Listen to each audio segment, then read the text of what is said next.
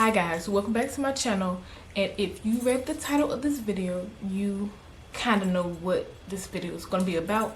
Just stay tuned. It's going to be kind of a long video, but it's very emotional for me and it's been a long time coming. So just stay tuned and we're going to get right into it.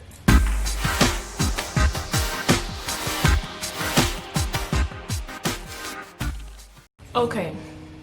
So, honestly, this is like my second or third time trying to record this video because it's very emotional and I don't really like showing too much of my emotions to many people. It's very hard for me to even talk about, but as the years go on, it gets easier. But I did have a son. I lost him the same day he was born. And I recorded a video when I was actually pregnant with my youngest. She is now 2 years old. She will be 3 in January. So I'm going to insert some of those clips within this video.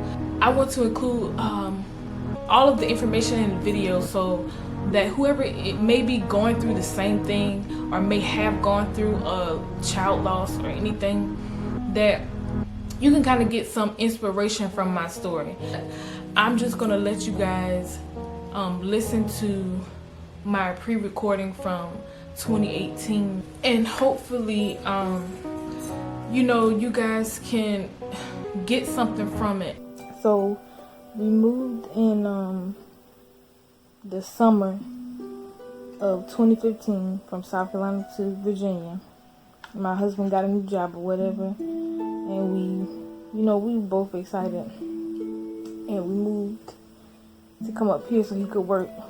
And a few months later, I found out, maybe like a month or two later, I found out I was pregnant.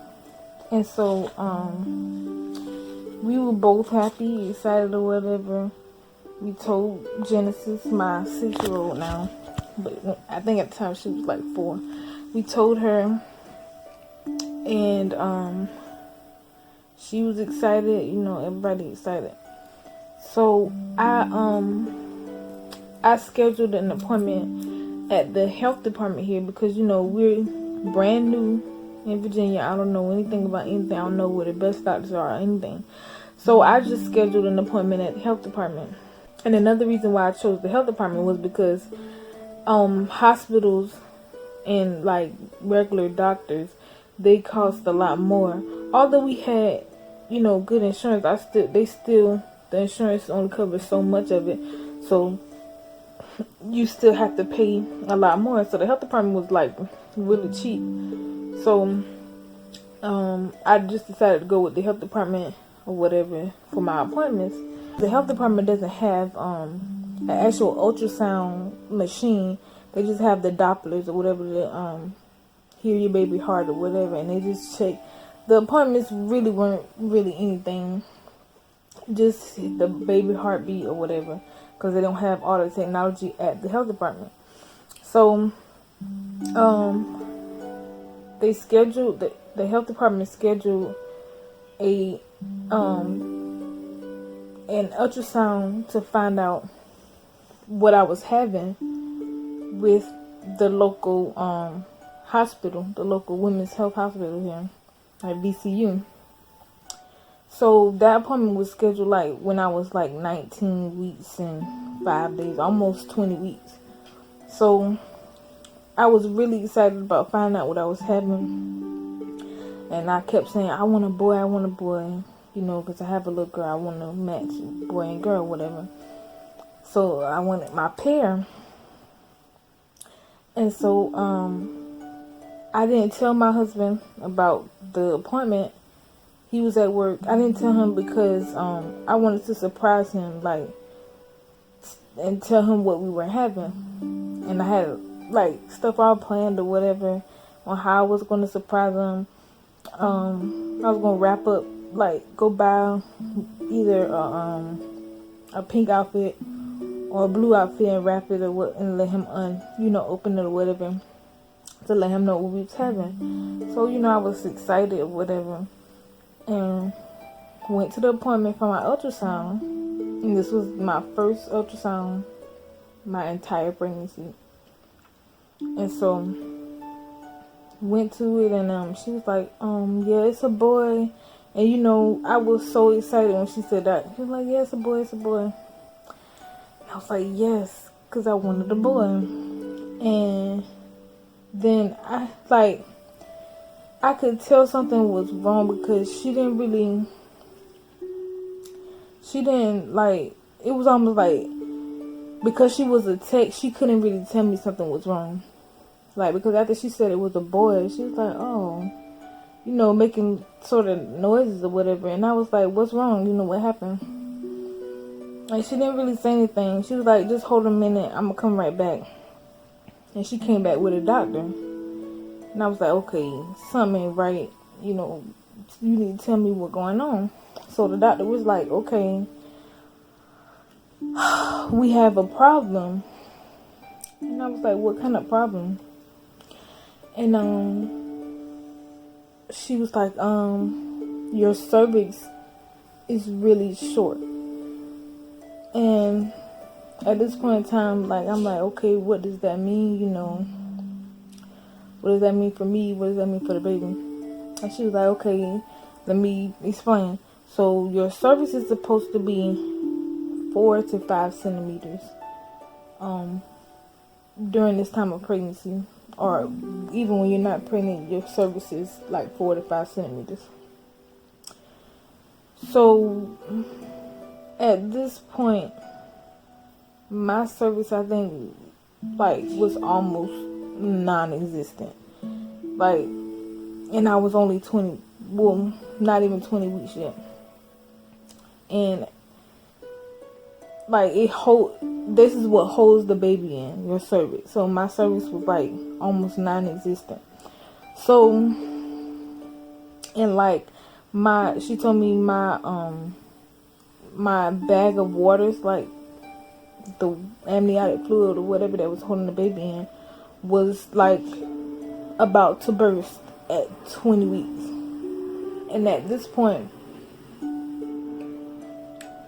no baby at this point can survive at 20 weeks. The lungs aren't developed, the brain isn't all the way developed. So I started freaking out. I was like, okay, calm down or whatever, let's see what we gotta do. So she was like, you need to go straight to the hospital. And they came in with a wheelchair and everything. It was like, you don't need to walk, you don't need to, I was scared to move, honestly. But so I started breaking down, of course. And I was like, oh my God, I cannot even enjoy that I'm having a boy, I couldn't even enjoy the good news, because along with the good news came this horrible news. I'm about to have this baby. I'm full. It's my body was preparing for a full-term baby, and my baby was only 19 weeks. So they rushed me to the hospital, and they was like, you need to get undressed and get in the gown. And I was like, what's going on? And she was like, in order for us to try and save this baby, we're gonna have to do surgery. And I was like, who has surgery when they're pregnant? I've never heard of it. And so the surgery is called a cervical cerclage, and it's basically a really thick stitch that they tighten around your uterus, I think. Sorry if I'm not using the right terms. I'm just really trying to get my story out. But she said that it's your decision if you want to do it, but I'm telling you right now that if you don't do it, you're going to lose this child. And so, of course, I was hysterical. And so I started calling. I called my husband, but he was at work, and he wasn't answering his phone. He didn't get good signal at work. where he works. He was answering his cell phone. He wasn't answering his work phone. And I had no other number for him. Like, I had no numbers for his boss, no other numbers to get in contact with him.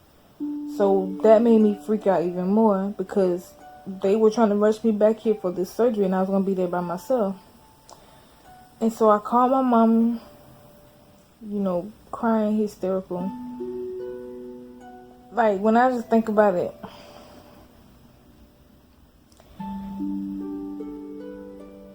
I'm trying not to get too emotional, but that day was horrible. But anyway, before I started this video, I told myself I was not going to cry. I had to call somebody to get my daughter from school. And, they were like, you can make the decision to have the surgery, or you can make the decision not to. But there are some risks with the surgery. We can end up bursting your bag of waters, and it's nothing we could do during the surgery, and you would have to have this baby today. And so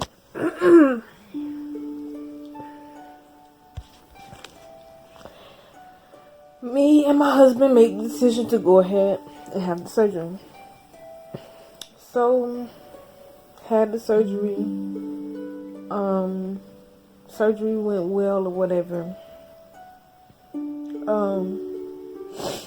When the doctor came in, he was like, you basically have no cervix left. Like, I just put the stitch in. It's basically like a stitch of thick fabric or something, just to try and hold it. We trying to save, whatever. So I stayed in the hospital maybe for a day or so, and they sent me home. And the thing about it, it was like, and I said, do I need to be on bed rest or anything? It was like, no, you don't need the bed rest. Just take it slow or whatever. So I went home and was doing my normal. I was doing my normal, cleaning, whatever. And like, I would feel pain and pressure or whatever. So I was in and out of labor and delivery. Like, they would tell me to come if I felt anything or whatever. So I was in and out of labor and delivery for 2 weeks. The last time I went to labor and delivery, they kept me overnight because I told them I felt like I was having contractions. And they hooked me up to a monitor, so they could see if I was really having contractions, so they could monitor the contractions or whatever. And so when I was hooked up to the monitor, because I was my uterus was so small at 20 weeks, it's not very big, so being hooked up to the monitor did nothing for me, because my contractions wasn't showing up on the monitor. And I kept telling the lady, like, look, I'm having contractions. I know I am having contractions. And she was like, well, it's not showing up on the monitor. You're not having no contractions. You are right. And they crazy behind sent me home. They sent me home after a night of monitoring me on a machine that wasn't picking up my contractions, and I knew I was having them. So they sent me home, and my instructions were to drink water because dehydration can cause contractions or whatever. And so I'm doing that, as I say, drinking a bunch of water. And that same night, maybe around 3 or 4 in the morning, I was having some really bad contractions. Like, they were not going away. They were like 5 minutes apart. And at this point, I was 21 weeks and like 5 days. So I was having contractions 5 minutes apart, and I was drinking water. I was so filled up with water, I almost felt like I was about to make myself sick from drinking so much water. So my husband was like, "Well, maybe you need some Gatorade." Like, at this point, we didn't know what to do. So he went out and got he left the house. And at this point, my daughter was with her grandmother because it was so much going on. I knew I was going to be back and forth in the hospital, so we couldn't. My husband had to work, so I couldn't take care of her like that because I didn't want her to see me going through this. So she was in South Carolina, but he left, picked up some Gatorade, and when he left, it was like the contractions were so like I couldn't take it anymore. So I called I called labor and delivery, and I had just left there that earlier that day.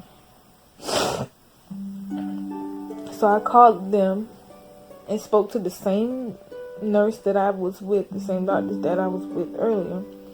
And I told them, "Look, before I left there, I told you guys I was having contractions. I am having contractions. I'm drinking as much water as I can, and it's not stopping. And they're 5 minutes apart because I timed them." And she was like, "Well, just drink some more water."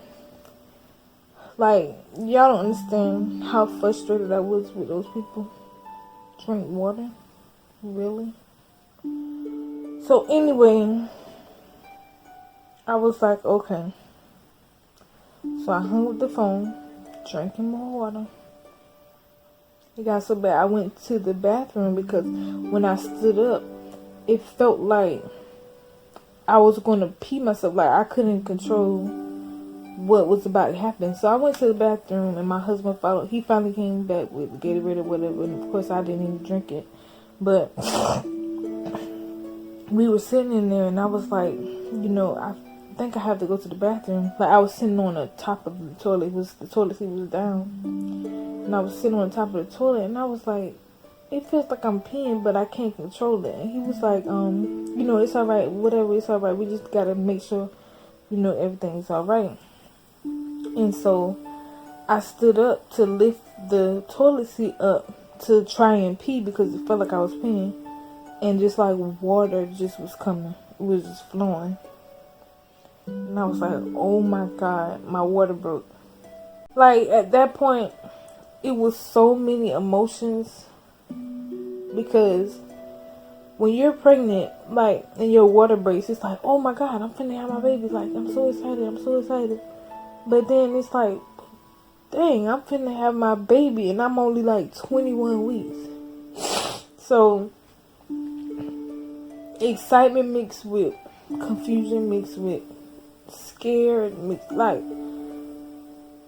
I don't think I can even explain the feelings I was having. So anyway,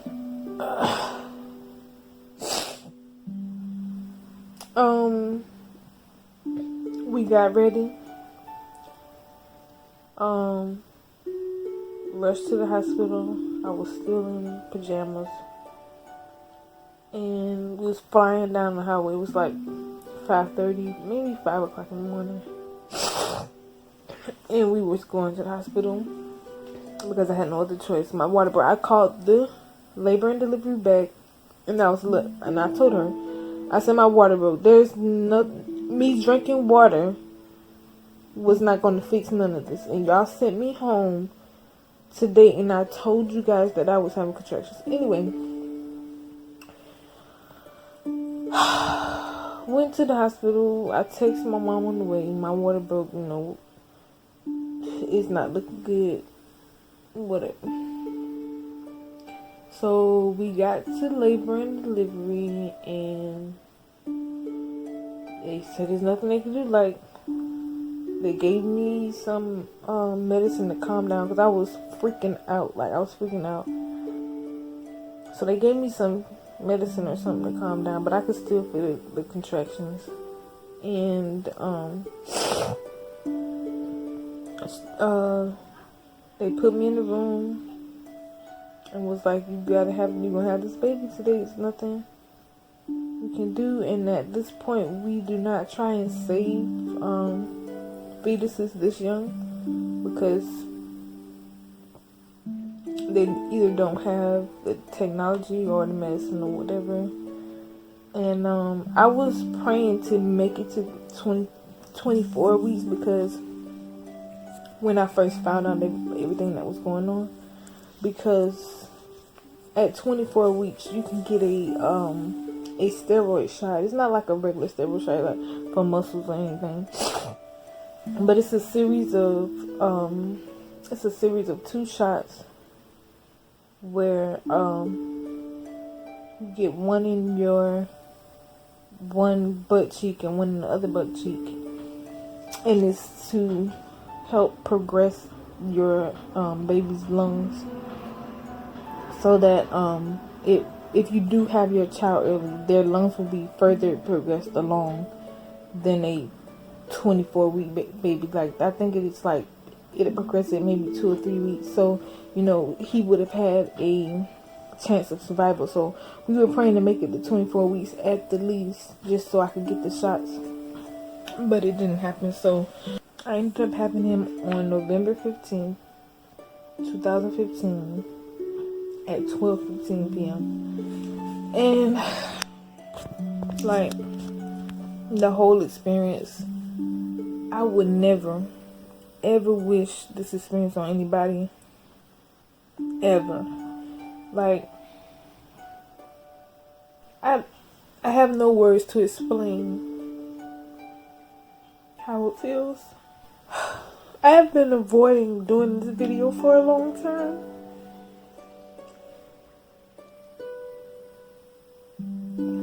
or even talking about it. It is now 2018, but I'm doing this because, like, watching other videos, because I would watch videos on YouTube, and it would help me cope with everything.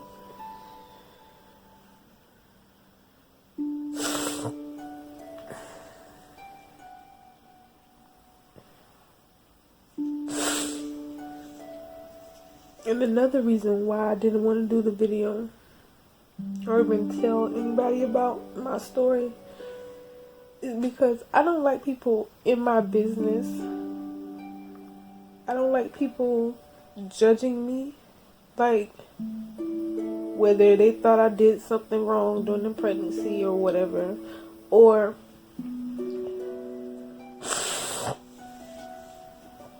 anything. I don't like people seeing my emotions because I'm not an emotional person. But I think this is maybe the hardest thing I've ever been through. After the whole thing was over, you know, I had some good days, I had some bad days. Christmas was really hard for me that year. And I really hated seeing pregnant women. Like, I'm not even gonna lie, I hated seeing them. Like, it was just something inside me, like, I didn't want to see any babies, any newborns. I didn't want to see anybody pregnant. I didn't want to see anybody enjoying a pregnancy, which was, you know, selfish of me, but it was just because of what I went through, and I had to get over that stage. I guess it was a stage of coping, a stage of grief.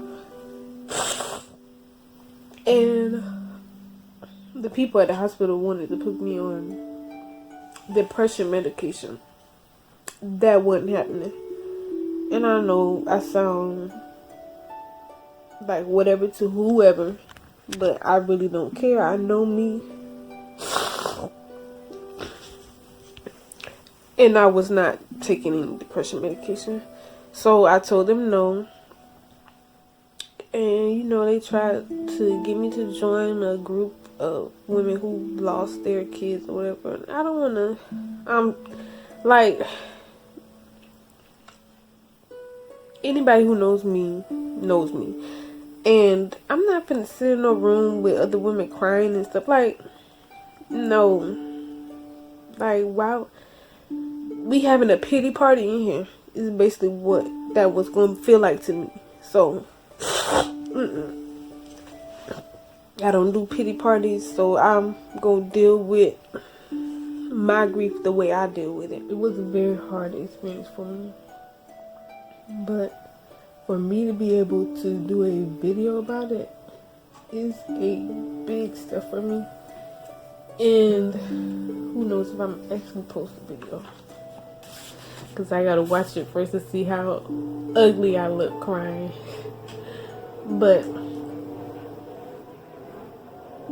I know I'm supposed to do this video, and I know I'm supposed to post it. Like, I have a feeling. But it's going to be hard for me to post it once I go back and watch it. But it's okay. It's going to help somebody. Right now, I am almost 9 months pregnant again. So, and this pregnancy was a little rough, but we're here, and I'm excited, nervous, and everything else, just like every other pregnant woman. Being pregnant now has helped me also cope with it, although I will never forget my child. But I thank God that I am still able to have a child, another child. So, yeah, that's my story.